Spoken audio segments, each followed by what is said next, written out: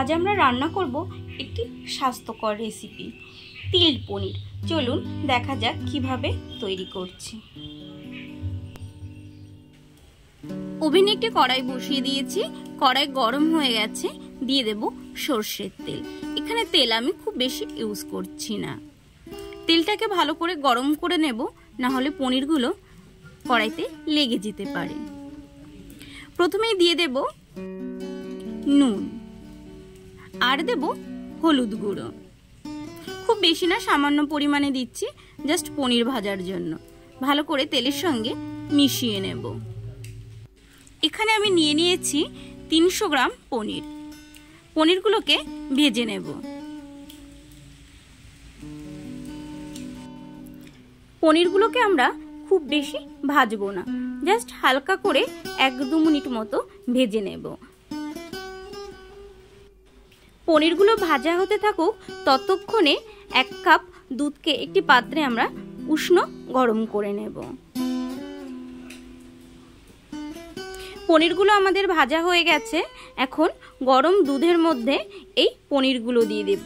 পনিরগুলো গরম দুধে দেওয়াতে যেমন সফট হবে, খেতেও কিন্তু খুব ভালো লাগবে।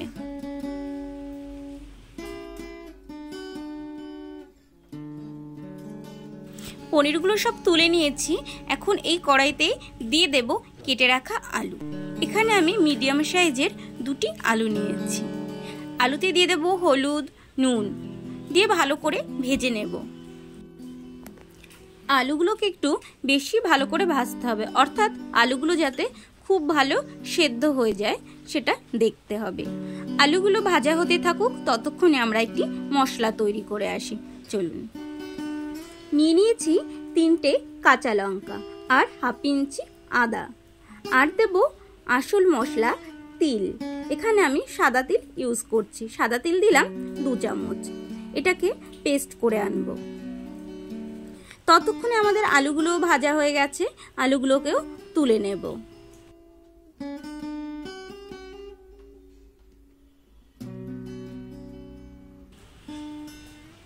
এই তেলেই ফোড়ন দিয়ে দেব গোটা গরম মশলা, দারচিনি, এলাচ আর লবঙ্গ। ফোড়ন থেকে সুন্দর গন্ধ বেরিয়ে আসার জন্য আমরা অপেক্ষা করব। ফোড়ন থেকে সুন্দর গন্ধ বেরিয়ে এসেছে। এখন আমাদের তৈরি করে রাখা মশলার পেস্টটি ঢেলে দেব। মশলাটি আমরা খুব ভালোভাবে কষে নেব।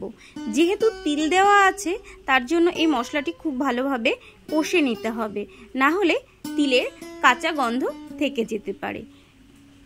আমরা একটু হাতে সময় নিয়ে গ্যাসের ফ্লেমটা লো করে মশলাটি খুব ভালোভাবে কষে নেব। মশলা থেকে সব জল শুকিয়ে গেছে। এখন মিক্সার গ্রাইন্ডার ধুয়ে একটু জল দিয়ে দেব।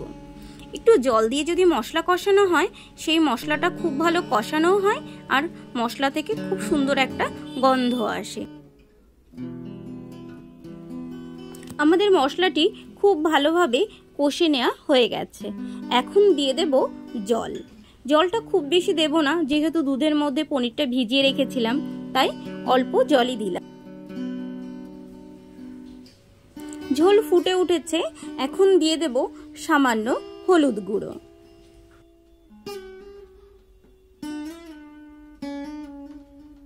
দিয়ে দেব ভেজে রাখা আলুগুলো। আলুগুলো একটু আগেই দেব, পনিরগুলো পরে দেব, যেহেতু আলু সেদ্ধ হতে একটু সময় লাগে।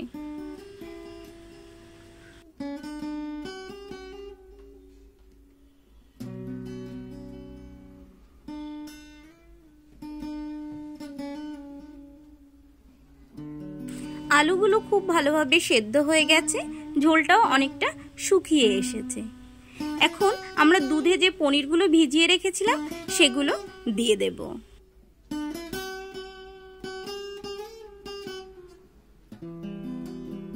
পনির দিয়ে আরো 5 মিনিট মতো আমরা রান্না করে নেব।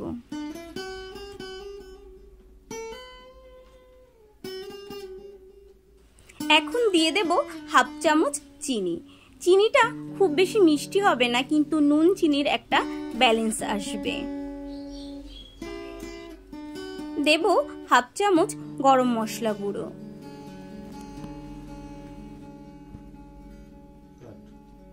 গরম মশলা গুঁড়ো দিয়ে মিশিয়ে আমরা তরকারিটি নামিয়ে ফেলবো।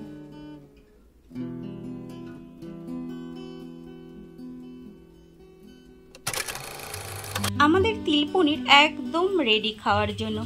আপনারাও বাড়িতে তৈরি করুন, খান। আর আমার রেসিপিটি কেমন লাগলো কমেন্টস করে জানাতে ভুলবেন না। ভালো লাগলে লাইক করবেন, শেয়ার করবেন। এরকম রেসিপি দেখতে হলে চ্যানেলটিকে অবশ্যই সাবস্ক্রাইব করবেন। Thank you.